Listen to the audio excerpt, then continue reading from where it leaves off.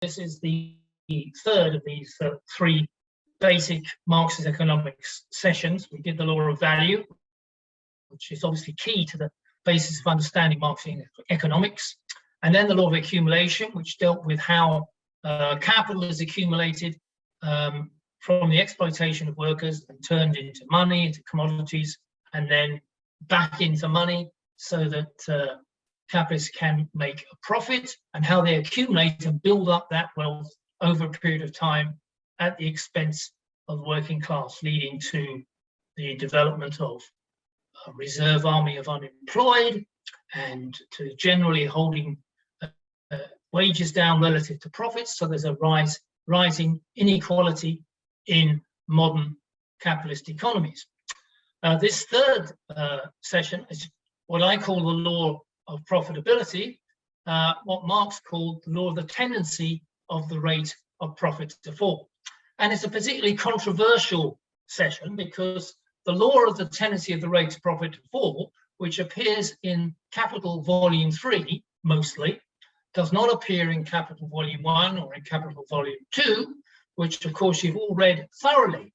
So we've moved on to Capital Volume 3, and here, Volume 3, which was compiled from a load of notes and documents that Marx left on his death in the cupboards and desks, and Engels had to take them out along with Marx's daughter and convert them into what we call Volume 3 of Capital from those notes and documents.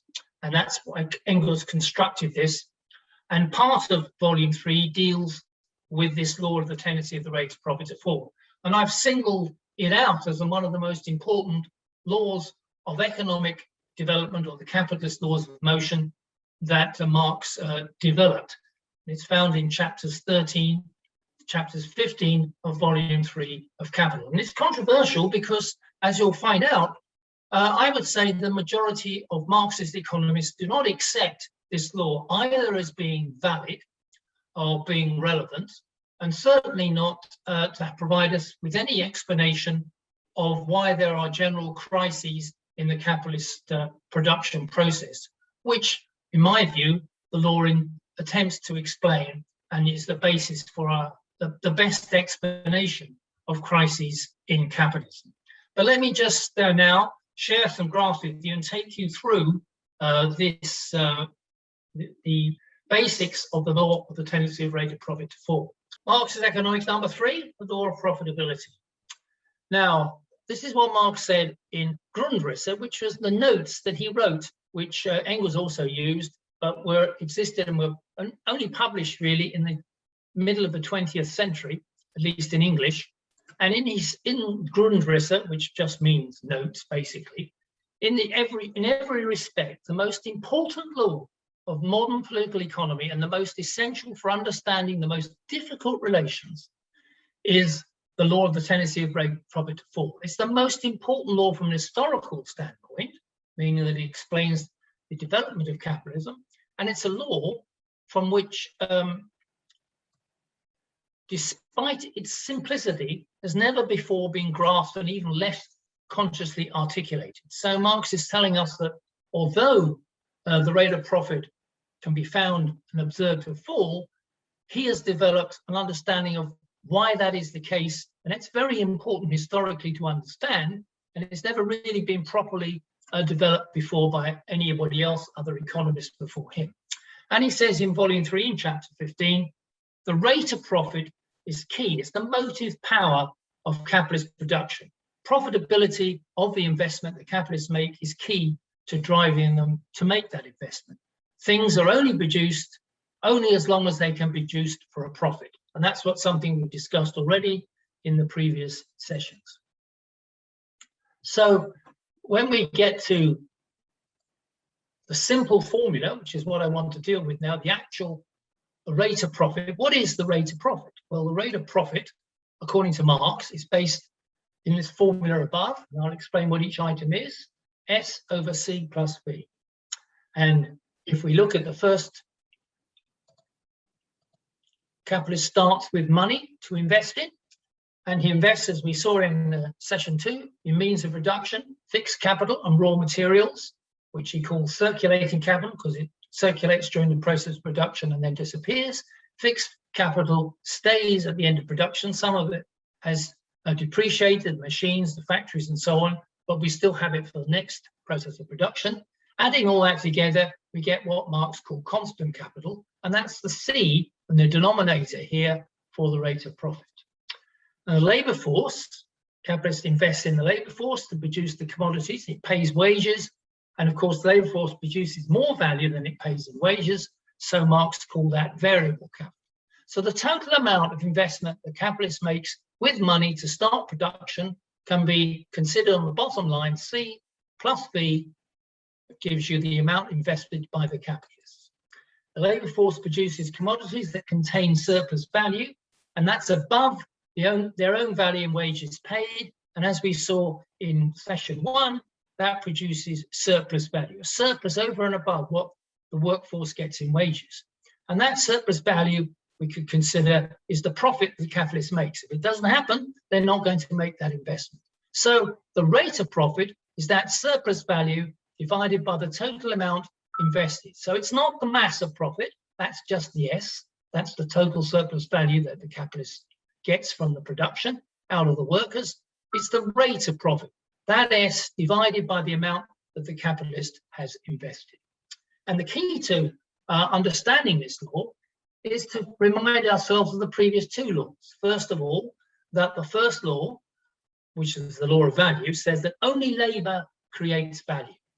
And the second law was that the capitalists will accumulate more capital over time, and this will take the form of a rise in the value of investment in the means of production, the factories, the raw materials, over the investment in labour power. What Marx called, as we saw in the second session, the organic composition of capital. So only labour creates value, and the second law says that the organic composition of capital will rise. So if we go back to the formula, the rate of profit is S over C plus B. And here's the trick. If we divide the S, the C and the V by the value of labour power, which is the V, we get on the top line S over V. What's that? Well, that's the rate of exploitation. It's the amount of profit made out of the employment of workers. So it's a rate of exploitation. What's on the bottom line? On the bottom line is C over V plus 1. Ignore the 1. So the C over V is the organic composition of capital. The investment in the organic composition of capital means that there's more C than V, but that is the ratio of the organic composition of capital. So the rate of profit will vary depending on whether C over V rises faster than S over V. You can see that. So if the bottom line rises faster than the top line, then the rate of profit falls. So that is the general position of the law of profitability, that C over V will rise faster. It's the tendency of the rate of profit to fall. But there are times when the top line rises faster than the bottom line. So when the rate of exploitation outstrips the growth in the organic composition of capital. This is what Marx called the counter tendency. It isn't the dominant tendency, it's not the tendency, but it's a counteracting factor to the overall tendency. So the law of profitability says that this ratio will fall over time because the rate of exploitation will grow more slowly than the organic composition of capital over time. Or, if you like it the other way around, this could fall faster than this could fall. But historically, the organic composition of capital is generally rising all the time. And so only the counteracting factor of a faster rise in the rate of exploitation would lead to a rise in the rate of profit. That's the law. So let's consider the tendencies and the counter tendencies. The tendency is that the law as such says a rising organic composition of capital will outstrip any rise in the rate of exploitation or surplus value. That's the general tendency. But there are counter tendencies Marx outlines in those chapters that I mentioned in Volume 3. sometimes the rate of surplus values we've seen can outstrip the rise in the organic composition of capital. How would that happen? That would mean, and the best period I can give you is what they like to call the neoliberal period, the period from the early 1980s up to the end of the 20th century, when the rate of exploitation by privatization, holding down wages, destruction of trade unions, deregulation of the economy, forced up the rate of exploitation, the rate of surplus value, faster than the increase in the organic composition of capital. So there was actually a rise in the rate of profit in most countries between the early 1980s to the end of the 20th century. But this does not last forever. That's Marx's argument. This counter tendency cannot last forever, and eventually the organic composition of capital will outstrip any rise in the rate of surplus value. Very simply, there are only 24 hours in a day. There's only a certain number of workers. If you maximize that, that's the end of it. You can't increase the rate of surplus value anymore, but you can always go on investing in new machinery and factories and building up the organic composition of capital in order to try and boost profits. And sometimes another counter tendency is that the introduction of new technology is actually cheaper than the old technology you were using. So the organic composition of capital falls because the value of the new technology, the new constant capital, is lower than it was before. So whereas you used a mainframe computer 10 years, 20 years ago with huge cost, now you can use a time PC like we're now, which is much less than the cost.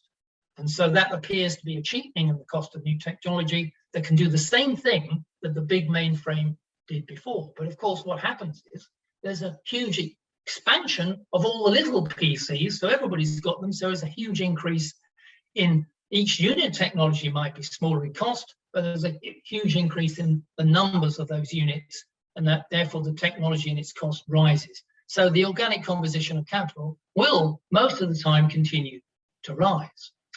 Then sometimes if you can speed up the process of production, so you can turn over the workers' time, and you can turn over the machinery you're using at a much faster pace, you can counteract the tendency for the rate of profit to fall by an increase in the profit in the same period of time.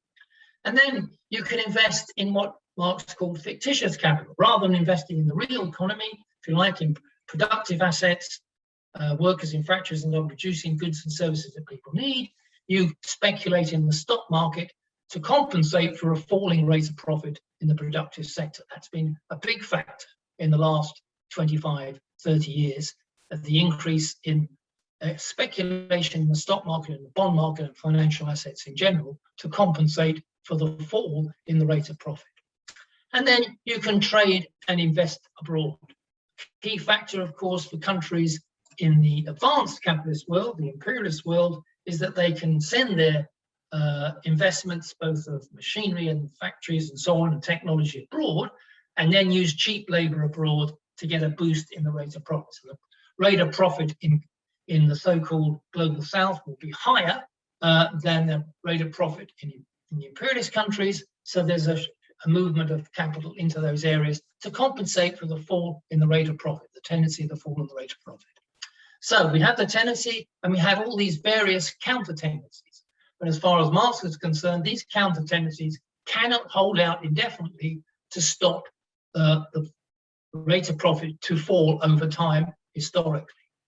So you could say that question is posed then, is this law of the tendency of the rate of profit to fall just a long-term tendency? Does it just spread out over decades and decades gradually and doesn't really have any other effect apart from gradually falling and demonstrating that capitalism has got a problem over time? Or does it actually cause crises and booms and slumps? Now, my argument, and this will be opposed by many Marxist economists, if not all, some Marxist economists say that it's just a long-term tendency and doesn't have any effect on crises. Others say that it's a crises factor and hasn't got a long-term tendency. I think it's both. And let me start by giving you some evidence. Here's some empirical evidence about the world rate of profit. This is a measure of the world rate of profit drawn up by an Argentine economist and adopted by myself. He goes back to 1859. He takes 14 countries, averages out the rate of profit in those 14 countries, And here you get the long-term position on the rate of profit of capital in 14 major economies of the world. And you can see that over the period of, 180 years, we can see a fall in the rate of profit on capital, up around 40% in the period of the 1880s, a bit of a recovery in the period leading up to the First World War. Wars seem to produce high rates of profit. You ought to think about that question. Then we get a big fall in the Great Depression of the rate of profit, and then a recovery in the Second World War, and what we call the Golden Age, which is when I was a young man. The rate of profit was good, growth was good, investment was good, employment was better than it was, at least in the advanced countries, of course, not in the so-called colonial world at the time. That's the Golden Age, but you can still see that the Golden Age didn't have a rate of profit for those 14 economies that matched what it was like over then 70 or 80 years earlier. Then we had the huge profitability crisis in the 1970s, and then what I just talked about, the neoliberal recovery, we get a very small recovery. Still weak. Well, the hell that workers around the world went through from the 1980s up until the end of the century in order for capitalism to get its counteracting tendencies to drive the rate of profit up just by that small amount. And you can see as we go into the 21st century, we're now probably at the lowest level in the rate of profit in the history of industrial capitalism, at least, or capitalism in general. So Marx's law, this tendency of the rate of profit, is not just a tendency, it's borne out in reality over the long term. But how does that fit to the question of whether it causes anything to do with crises in capitalism? And the argument here is that the counter tendencies will tend to stop the rate of profit falling in a straight line, but they don't last very long. And then the period begins when there's a accumulation process reaches a point where the rate of profit starts to fall sufficiently to cause a crisis in investment and production for the capitalists. So if you look at the right-hand side, here we are in a boom, everything's going fine, then the rate of profit falls and eventually leads to a fall in the mass of profit, the total profit. So instead of just being a fall in S over C plus B, now the actual S starts falling, and there's a production crisis because now capitalists are earning less profit than they were before every time they invest. So they'll stop investing very quickly. So there's a collapse in investment, employment and consumption, and a realization. In other words, workers have been laid off, so they can't buy all the goods anymore. Capitalists are closing down their factories, or they can't make a profit, so they're not buying from other capitalists. There's a lack of effective demand. This can trigger a financial collapse in the stock market, banks, housing bubbles, and so on. It varies from each crisis.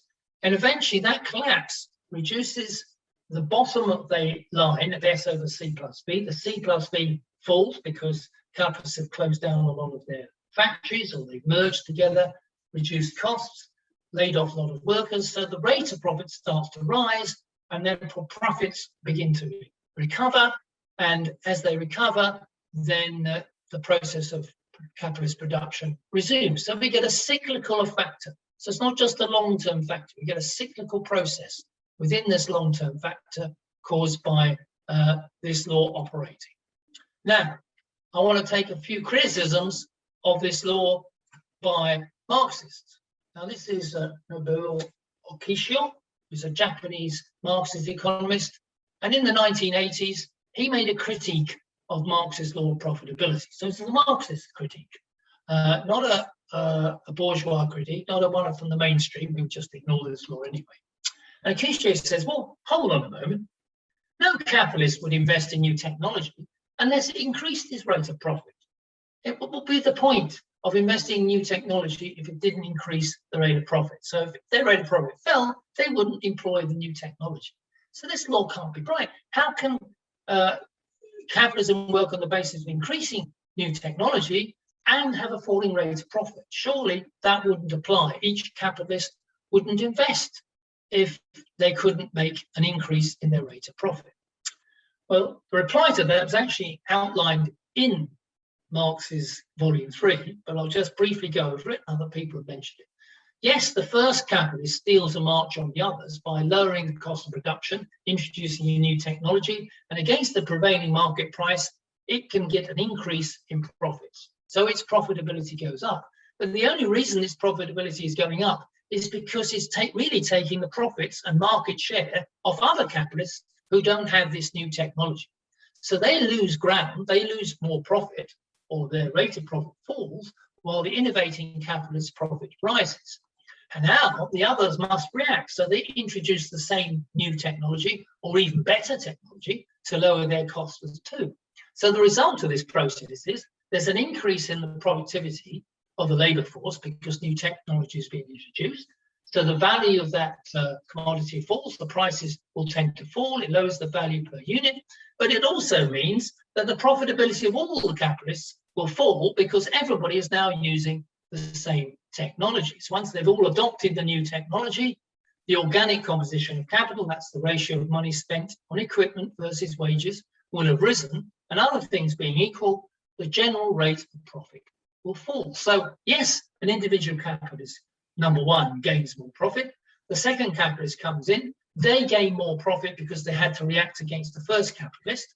And the third and fourth ones are going to have to be forced to come in and use that, get that new technology. They're going to get more profit, but only gradually they will get less and less. And eventually, when everybody's got it, there's no increase in profitability. And in fact, a huge increase in technology relative to labor is going to lead to a general fall in the rate of profit.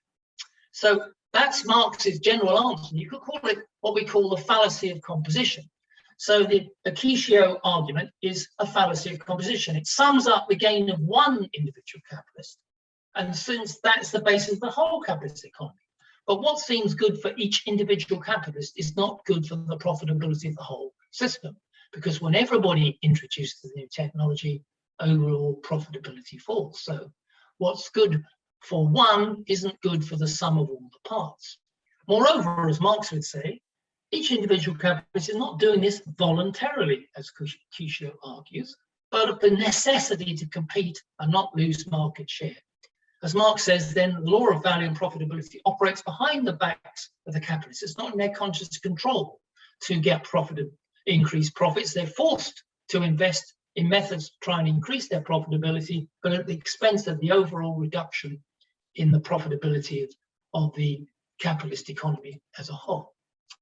Another argument is that, yes, well, the rate of profit falls, but the mass of profit goes up. That's surely more important than the rate of profit. Who cares whether I'm getting 6% on my investment? Well, I'm still getting $100. Maybe the next year it's 4% on the investment, but I'm still getting more money because the mass of profit has risen because I'm getting that 4% on whatever I've invested. So there's an increase in the mass of profit. So how isn't that more important? Well, it's true. Marx said there's a double edge here to the law. As the rate of profit falls, it's perfectly possible, most likely, that the mass of profit, that S will rise. So S over C plus B is the rate, but that could fall, but the S could still be rising, but the rate could be falling because C plus B on the bottom line is rising more, but there's still a rise in the mass. So the mass of profit can rise and will rise as the rate of profit falls, keeping capitalist investment production going. But as the rate of profit falls, the increase in this mass of profit must eventually fall to the point of what Marx called absolute overaccumulation, and a tipping point for crisis, namely when the mass of profit no longer rises anymore if they invest more. Capitalists must stop investing because they find that they're not making more profit by that extra unit of investment.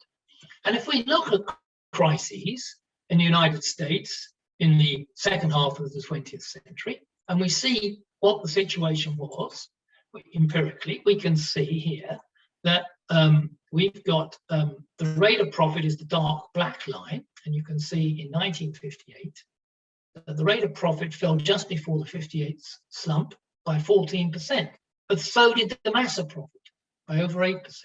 And each of those successive recessions saw a similar position where the rate of profit is accompanied eventually by a fall in the mass of profit, and that's key to achieving it. If we just had a fall in the rate of profit and no fall in the mass of profit, there wouldn't have been a slump. But you have to have the two together. So the double edge appears. You get both the rate and the mass falling in a situation where there's a slump. So let me summarize some of the Marxist views about the causes of crisis. This is the Marxist law of the tendency of the rate of profit to fall, which I argue can provide an explanation for crises and slumps in capitalism. But the majority view of Marxists doesn't hold to this view. They say that the cause of slumps is usually a lack of effective demand. And the two ways that could be is through underconsumption. In other words, workers don't have enough money to buy all the goods that the capitalists are producing. Or it could be that there's too much investment by the capitalists. They're investing in new capital goods, new technology, and they haven't really thought about the ability to get that bought and sold on the market. So there's a disproportion between the accumulation of investment and the ability of either capitalists or workers to buy all that investment. Investment outstrips consumption and causes a disproportion and a slump. That's one side of the argument. This is actually, on the left-hand side, is the majority view of most Marxists. On the other side, there is the lack of profits theory, which, in my view, is much closer to the explanation of crises under capitalism. As we saw in the law of value section, it's profit that matters for capitalists, and that is what the whole purpose is about. If they're getting profit, then the situation is okay. If they're not getting profit, as Marx said at the beginning, then the driving force for capitalism comes to an end. There are two ways in which the profits could be lacking. One argument used in the past was profit squeeze. Workers drive up their wages too much, squeeze the capitalist profits, and force them to stop production and investment. Profit squeeze explanation. That argument, I don't think, has got much empirical validity to it, because usually the process of the workers' wages rising doesn't happen until there's a slump already. And therefore, we fall back in the bottom right-hand corner with the idea that I presented to you, the law of profitability, or the falling rate profit theory. But as I say, I would say that if you wanted me to break down the Marxist economists, and of course there's only about 10 of us in the whole world, if you wanted to break it down, then probably 7 of them think this, 2 of them think that, nobody thinks that anymore, and there's 1 of us over here. So that gives you an idea of where we're at. Let me just briefly go through the criticisms we might make of the underconsumption theories. And I'm not going to make these criticisms. I'm going to leave it to Marx and Engels to do so. Marx says it's sheer tautology to say that crises are caused by the scarcity of effective consumption. That commodities are unsaleable means that no effective purchasers have been found for them. So it's obvious. You're saying, look, yes, a crisis is when things can't be bought. Nobody will buy anything. But that doesn't tell you why the crisis is caused. It just tells you that is the slump. That's the nature of the slump. And to give this tautology the semblance of profounder justification, says Marx, by saying that the working class receives too small a portion of its own product, and the evil will be remedied as soon as it receives a larger share of it, and its wages increase as a consequence. One can only remark, this is important, that crises are always prepared precisely in a period when wages are generally rising, and the working class actually gets a larger share of the product going for consumption. And Engels makes a similar comment. The underconsumption of the masses is not a new phenomenon. It's existed as long as there have been exploiting classes. The underconsumption has been a constant feature of history for thousands of years, but a surplus of production is a phenomenon only of the last 50 years. The underconsumption of the masses may be a prerequisite condition of crises, but it doesn't tell us why crises exist today when they did not exist before. And if we look at the empirical evidence, here I give you an example. In every US recession since 1945, it's not been a fall in the household consumption levels that has emerged before a slump, but a fall in the business investment levels. If you look at the right-hand graph, you can see that the blue block is personal consumption. That's the consumption by American households 1 year before each slump. And you can see there was hardly any fall in household consumption prior to the slump 1 year later. In fact, in one recession, there was actually an increase. What about GDP? Well, that falls a bit 1 year before, so that must be an indication. But the biggest indicator and driver of the slump was a huge drop in business investment, the green block. 10%, 14%, 20%.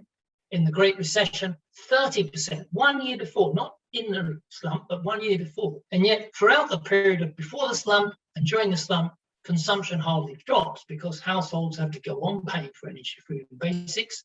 But the capitalists have decided they're not going to invest anymore because of the situation with the massive profit and the rate of profit. The second big Marxist theory is disproportion, as I said. The argument is that the investment sector outstrips the consumption sectors. So capitalists go on investing in factories and new technology and don't think about the fact that households are not going to buy the goods they're producing. This causes an imbalance and a lack of demand for goods. But actually, in capitalist economies, investment is always outstripping consumption. If you look at the figures, there's always a faster growth in investment than in consumption. This disproportion is permanent. So it can't be the cause of recurrent crises of booms and slumps. It's a feature that investment is always outstripping consumption under capitalism. So, and then Marx would say, even if investment and consumption were actually in alignment, that wouldn't stop crises because it's the profitability and what's happening to profitability that matters, not whether investment and consumption are in alignment. This disproportion theory, by the way, mainly comes from volume 2 in Capital, where some Marxists, like Rosa Luxemburg and others, have misinterpreted Marxist theories to suggest, or have amended it to argue that the cause of crisis is the lack of consumption relative to investment, which forces capitalism into crisis, or to developing consumption by looking abroad through imperialism. That was Luxemburg's argument. No time to deal with that now. Now, the other more modern theories that Marx has put forward is there's too much debt in the economy. This causes financial instability.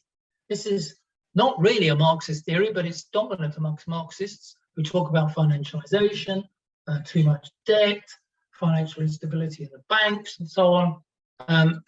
All I can give you is a couple of quotes again from Marx in volume 3.